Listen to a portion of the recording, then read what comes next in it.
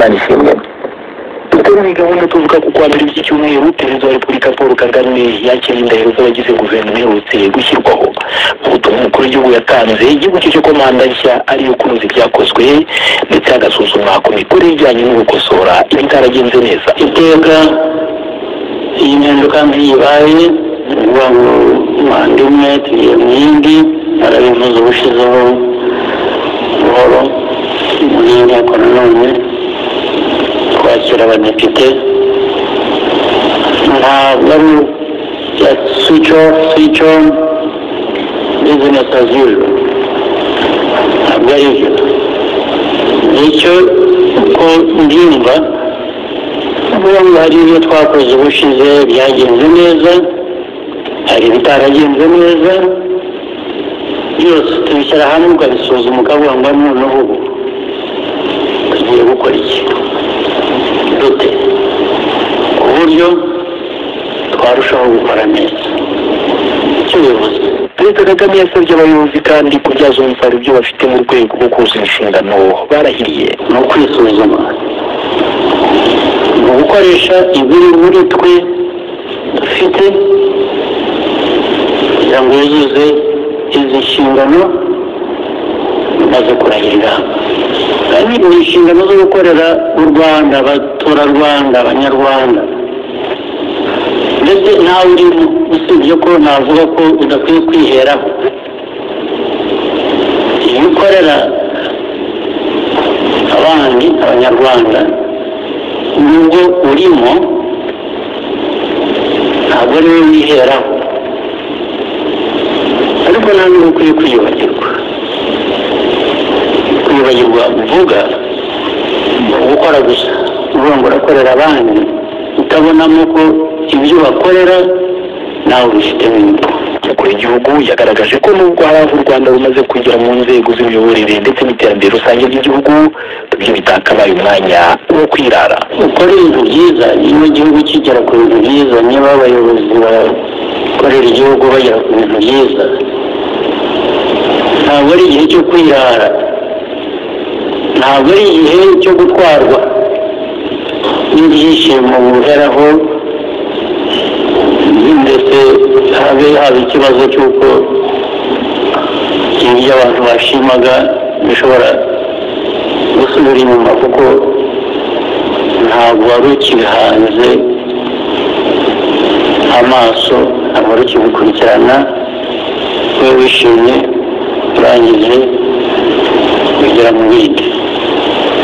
Ntabwo ni ukubaka, ndetse tukibaza ngo nubwo twageze kuri byinshi, ariko tunashobora kuba twarageze kuri byinshi kurushaho. Perezida Paul Kagame kandi yongeye kwitsa ku ngingo yo guhuza imikoranire n'inzego zitandukanye ndetse ashimangira ko nta terambere ry'igihugu ryashingira ku muntu umwe ku giti cye. Kuri iyi mirimo dukorera igihugu twese, ntabwo igihugu cyatera imbere gishingiye ku muntu umwe gusa. Niba wakoze neza cyane witanze kuri buri byose, ntibihagije ubumwe ntawe yatugeza, cyangwa ntawe yatugeza hashimishije, kuko ntawe ukora wenyine, ntawe ubaho wenyine. Ariko inzego zigomba gukorana, ariko iyo uvuze inzego ndavuga abantu, umuntu agomba gukorana.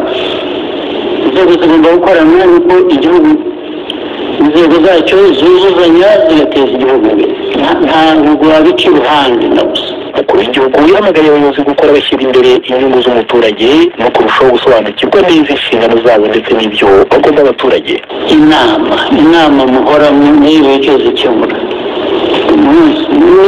Niyo nshaka abantu bamwe bari mu nama, nashaka undi bari mu nama, nkaba ndetse mu gitondo nakongera kumugoroba ngo bari mu nama, iyindi yayindi yakomeje. Mukora ryari? Mukora ibyo mugira mu nama mubikora ryari? Reka nongere mbagire inama nanone. Niba wumva ko inama ari ngombwa, banza ubitekereze niba ari ngombwa.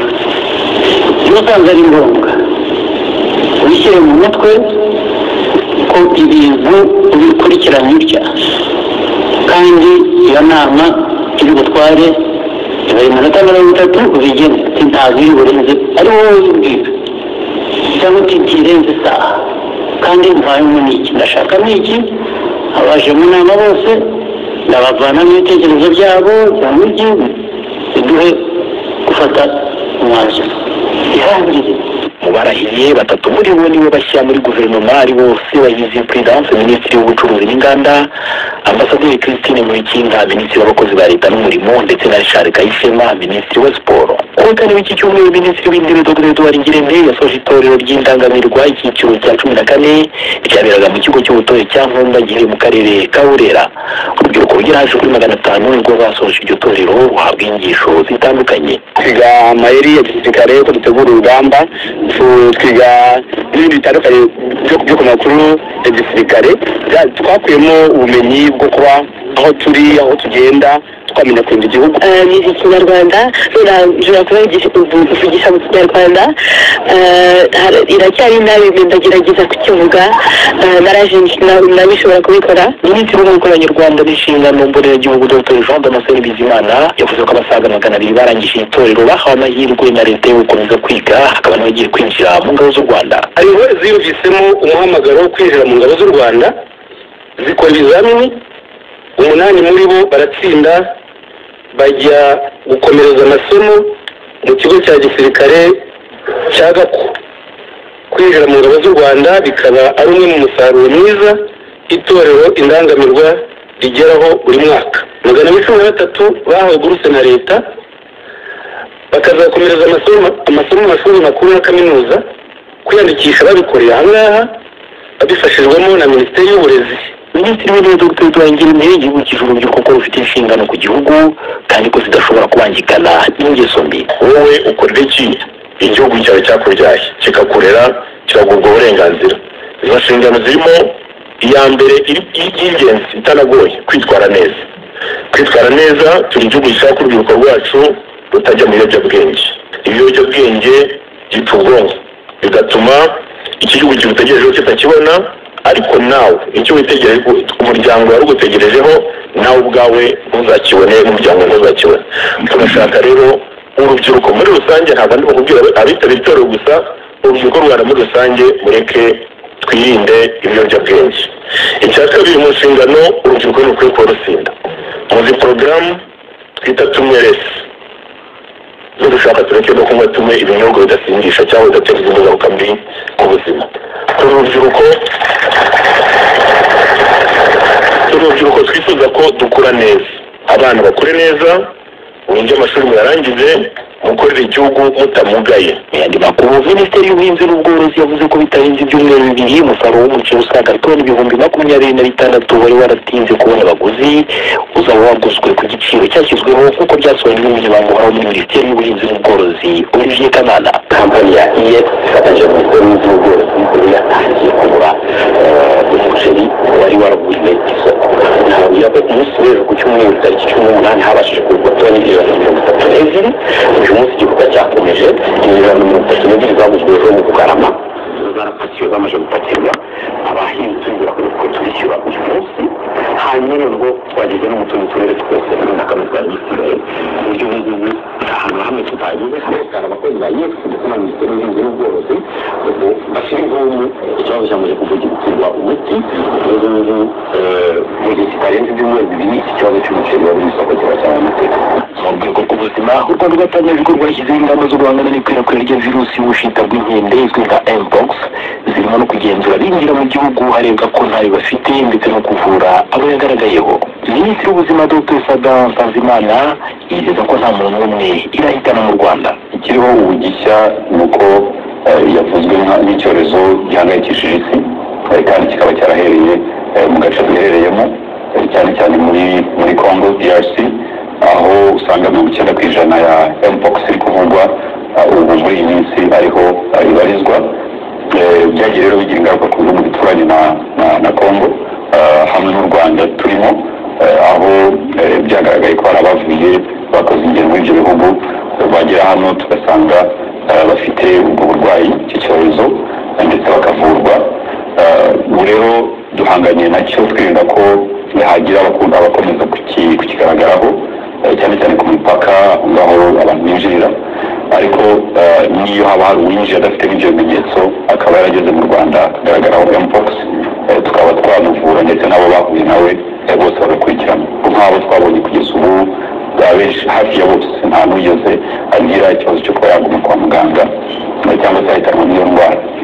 Kuri iyi yo biragaragara ko hejuru ya 80% imibonano mpuzabitsina igiciro byibasiwe cyane ni abakora iyo mibonano mpuzabitsina kenshi indaya cyangwa se abakiriya bazo bahura nazo, ariko urubyiruko n'abandi imibare iragaragaza ko bari muri iyo myaka 30, 40, 25 hagati aho nibo bari kugaragaraho uburwayi cyane, bashobora ndetse no kugeza no mu miryango yabo no ku bakuze cyangwa se afite n'indwara ugasanga hazamo no kuremba.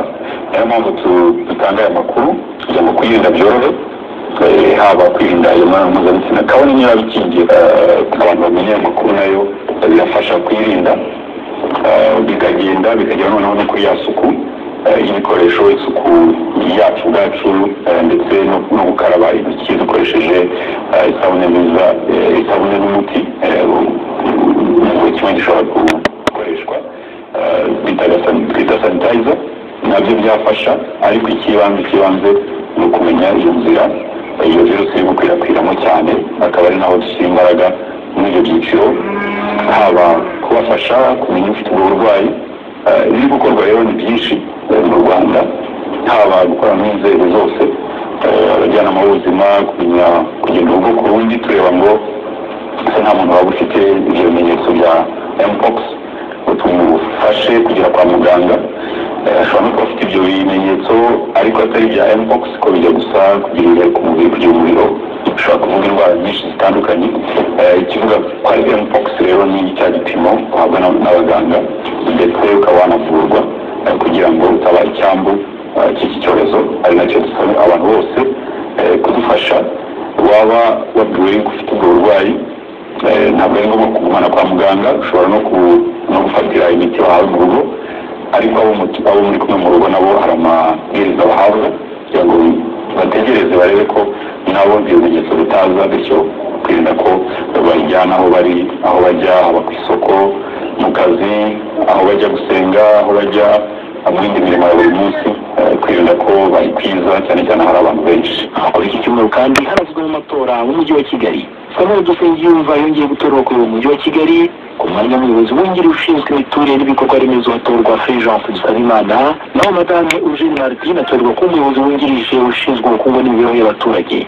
Umuyobozi w'umujyi wa Kigali aravuga bimwe mu byo bazibandaho. Turashyira imbaraga cyane mu myubakire ni ukunoza serivisi duha abaturage cyane cyane bifuza kubaka, ariko no gukorana no ku buryo inyubako zubakwa zikarangira. Twagiye tubona inyubako zubakwa zikazindira, bamwe bakazireka, yewe turashaka gufatanya na ba nyir'inyubako ku buryo zubakwa zikarangira, aho bategereje tugakurikiza amategeko. Icya kabiri ni gushyira imbaraga mu bikorwa remezo, imihanda, ibiraro n'imihanda no kongera ubwiza bw'ubusitani, ariko tunashyira imbaraga cyane mu mikorere y'amazi kugira ngo hirindwe ibijyanye n'inyuzo n'imihindagurikire. Ikindi tuzakomeza gushyira imbaraga mu kubungabunga ibidukikije, turifuza gutera ibiti 3 miliyoni mu mujyi wa Kigali, ariko tukifuza no gufatanya n'abaturage ku buryo ubutaka bwose bw'uwo mujyi butubatseho buba buriho ibyatsi, ndavuga ibyatsi biriho byiza by'ubusitani cyangwa se hari ibiti, ku buryo nta hantu hamwe mu mujyi wabona hashobora kuba haturuka umukungugu ni kimwe mu bintu bibangamira umwuka duhumeka, bigatuma ugenda